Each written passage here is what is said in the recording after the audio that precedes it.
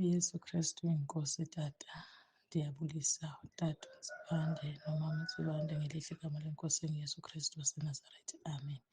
Ndibulise abazalwane ekhaya lezwi. Ndibulise nasentabeni yendlu kaJehova kuyabonelelwa ngelihle igama lenkosi Yesu Kristu waseNazaretha. Amen. Ukungena kwam apha ndithi mandizobulela kuNkulunkulu phezulu okokuba ethe wandithwala bendingenile nam ku-21 days akhange ndilambe kwamna kude kwabe kuyophela laa 21 days ndingakhange ndilambe kwamna. Kwaye futhi bekunezifo ebezikhona zezinintsi apha ziqondene nam kanye, kodwa uThixo uye wanam wandifihla wandibabala ndangarhali ndangalambi ndangathini. Ndiyawabulela amandla kaThixo nokundilondoloza kwakhe ndade ndabe ndiyoyigqiba. Kodwa uSathane uke wathanda ukuvela xa sele kuphaya ku-day 18 ukuya ku-day 20. Wavela ngenye indlela yokuba ndivele ndicaphuzelelwe yintliziyo. Kodwa ndithi xa ndithatha lo mkhuleko wabaseRoma ndithandaze ngawo kwehle. Kodwa kuthe xa sekuba yilaa day 21 ndabe sendiyiyekile into eneswekile, sendisela amanzi kuphela. UThixo wandibabala ke wanam. Ndiyabulela kakhulu. Nenye into ibikhona, nomntwana ke bengathi kukhona into eyingxaki, ziye zalungiseka zonke izinto zakhe. Wafumana kwanto esikolweni. Ndiyambulela uThixo kakhulu. Ndithi uYesu Kristu inkosi, uYesu Kristu inkosi. Amen. uJesu Kristu inkosi, baba umpostoli uNtsibande nomama uNtsibande. Ngicela ukumbonga uNkulunkulu kakhulu. Lo nyaka bengigubha unyaka wesithathu ngisekhaya lezwi nomkhosi wesithathu ngisekhaya lezwi. Ngiphakamisa ukumbonga kakhulu uNkulunkulu, ngimtosa, ngibonga ifundiso asipha zona nsuku zonke, ngibonga iprotection. Kuningi engakubala uNkulunkulu angenzele khona ngisekhaya lezwi leminyaka emithathu. Impela uNkulunkulu uyabonelela. Bengithi lo mkhosi uzoba umkhosi ozoba nzima kakhulu kimi, ngingabaze nokungabaze ukungena ngenxa yomsebenzi-ke esengusebenza ongafana lo ongosuze kudala kunemikhosi emibili ngingangayingena. Kodwa uNkulunkulu wenze walula kuna wonke umkhosi mangiyikhompera nale mibili iminyaka engingangayingena. Ngiyamtusa kakhulu uNkulunkulu, ngiyambonga kakhulu ngey'fundiso nakho konke asenzela khona uNkulunkulu sisekhaya lezwi. Ngithe nje mangehla kulo mkhosi walo nyaka, kwakukhona umzalwane ongifonelayo nje okhoze kwelinye ibandla, athi nje uyacela nje ukuthi nje ngiyokhetha isudu entsha esitolo uzoyibhadala yena. Lo mzalwane bengazi noma ngisemkhosini, bekwazi mina kuphela, kodwa nje ngithe nje mangehla wangifonela wathi nje ucela nje ungithengele isudu entsha. Ngwabona amandla kaNkulunkulu. Ngiyasibonga isibusiso ezivela kuNkulunkulu ngenxa yalo mkhosi. Yimi kuphela engaziyo ukuthi isibusiso ezivela kuNkulunkulu ngenxa yalo mkhosi. Ngiyambonga kakhulu uNkulunkulu, ngiyamtosa. Ngithi impela babaqhubeka njalo, usihole njalo, umlalela uNkulunkulu noma kungelulanga, akululanga ukulalela iqiniso, akululanga, kodwa siyabonga ukuthi uNkulunkulu usiphe inhliziyo evumayo ukube simlalele. Amen. uJesu Kristu uyinkosi. uJesu Kristu uyinkosi. Amen. uYesu Kristu inkosi tata. uYesu Kristu inkosi. Ndiyabulisa kuwe tata. Ndibulisa kwifemeli yakwaNtsibande, umama uNtsibande. Ndithi uYesu Kristu inkosi. Ndithi uYesu Kristu inkosi kwikhaya lezwi. Ndithi uYesu Kristu inkosi kwintabeni kaJehova kuyabonelelwa.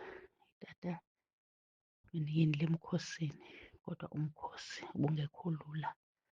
Uye wanzima kakhulu apha ekugqibeleni, kwenzeke isimanga. Izinto ziyenzeka tata, ndibuye ndiqine ngazo ngoba ngoku kophela ixesha.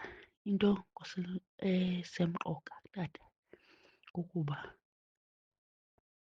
obu bunye besithandaza ngabo benzekile phaa ekhaya, kodwa ngoku kukhona into tata eyenzekayo. Bavele bathetha abantu uba bengavani nabantu nje kutheni. Ngoku ubuyile, ukhona omnye umfowethu ovele wasweleka, besimngcwaba ngoMgqibelo. Omnye ubuyile ethi uzocela uxolo. Ngoku tata yimfazwe embi. Abanye bavele basuka bahamba, abanye abafuni noba ndithethe nawe. Nantso tata into evele yandiphatha kakubi kakhulu tata. UYesu Kristu inkosi, uYesu Kristu inkosi kubi tata. uJesu Kristu uyinkosi, uJesu Kristu uyinkosi. Ngiyabingelela baba ninomama, baba uTsibande nomama Mtsibande, nebandla lonke entabeni yendlu kaJehova kuyabonelelwa, kanye nasekhaya lezwi. Nami baba ngithi angibingelele, ngibonge kakhulu inkonzo yomkhosi esiphuma kona ka-21 days. Baba ngiyabonga kakhulu, buningi ubufakazi obenzekile kumina, izinto uNkulunkulu azenzile kumina. Bengiqala ukungena enkonzweni yomkhosi yensuku eziningi kangaka, kodwa ngimbonile uNkulunkulu baba. Noma ngiwumuntu ophuza amaphilisi, kodwa ngimbonile uNkulunkulu ngoba ngathandaza ngacela kuNkulunkulu baba ukuthi ngingawadli zonke insuku. Bengiwadla mangibona isimo ukuthi sinzima, ngivuvukele, amathambo ami ayavuvukala, ngiwaphuze ngalelo langa. Wahamba nami uNkulunkulu, ngiyabonga baba ukungena emkhosini wensuku eziningi kangaka. uNkulunkulu ungenzele izimangaliso eziningi. Ngisaqala evekini lokuqala ngahujwa isisu baba. Evikini lesibili kuyiSunday ngavuka ngabuthakathaka, ngagula, ngaphalaza, ngakhipha kanye nje amanzi abovu angathi igazi. Emveni kwaloko ngaba right. uNkulunkulu awenza umsebenzi empilweni yami baba. Ngiyabonga kakhulu uNkulunkulu, ngani baba siyabonga. uNkulunkulu aniphilisele nina abazali bethu. Kuningi enisiphakela khona, enisipha kona. Imfundiso, iziyalo, ukuqondiswa. Impela sisendaweni eright. Siyambonga uNkulunkulu ngani baba.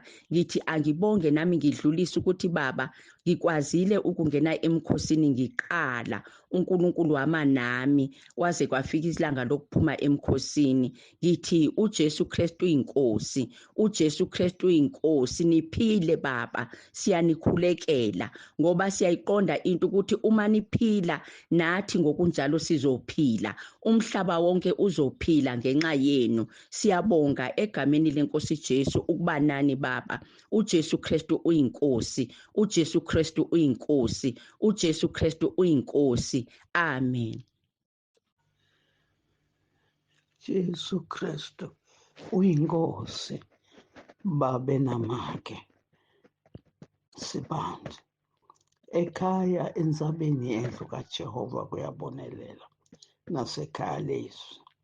Mbonga kakhulu uNkulunkulu lokula kwentako ukuthi uyanza nganeno kithi eMpumalanga, kuvule amabhrentshi babe. Ngiyabonga baba wami, ngiyanithanda ngoba uNkulunkulu uvule umuntu lomdzala. Angititshela ukuthi ngisinzisiwe, ngiyakholwa kanti bengisengacali.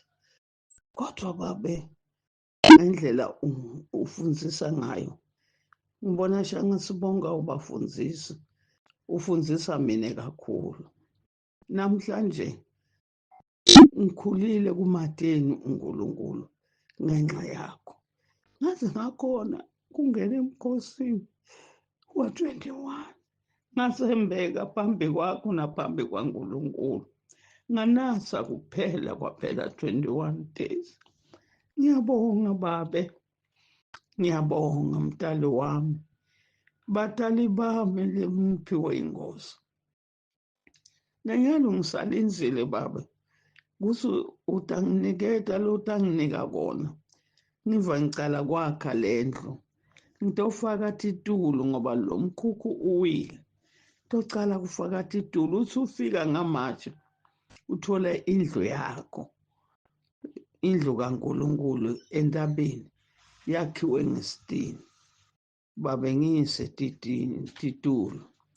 Ngiyabonga baba. Ngiyabonga Jesu Kristu. Uyinkosi baba.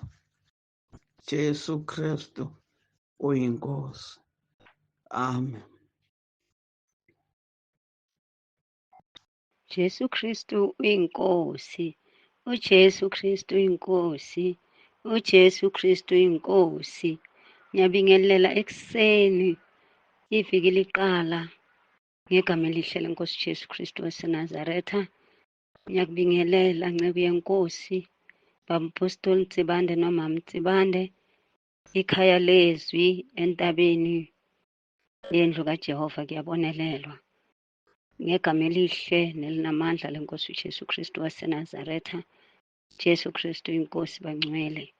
Thanda ukubonga uNkulunkulu ohlala emuhle njalo osiphatha kahle noma izimo ngathi ziyasihlukumeza, kodwa yena osiphatha kahle njalo usomandla. Siyabonga, sibonga ukusizwa uNkulunkulu nakulo mkhosi esiphuma kuwo.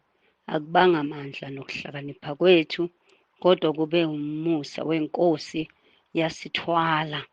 Ngikubonga kakhulu ukuthi angaze ngubone umhlolo nje obululo obungaka. Bengize ngizincwebe ngithi hawu Nkosi yami, uyezwakala nje umkhuleko wami. Ngale ndlela bokukhephu kulula ngakhona, angizange ngaze ngadinwa. Bengisebenza la emsebenzini engathi ngisetshenzelwa umunye umuntu. Ngiyambonga uNkulunkulu emuhle kakhulu. Izwi lenkosi la kuHezekiel chapter 33, chapter 34, chapter 35. Angazi seloku kwala ukuthi ngisuke kulo, elifundisa ngomlindi, elifundisa ngabelusi.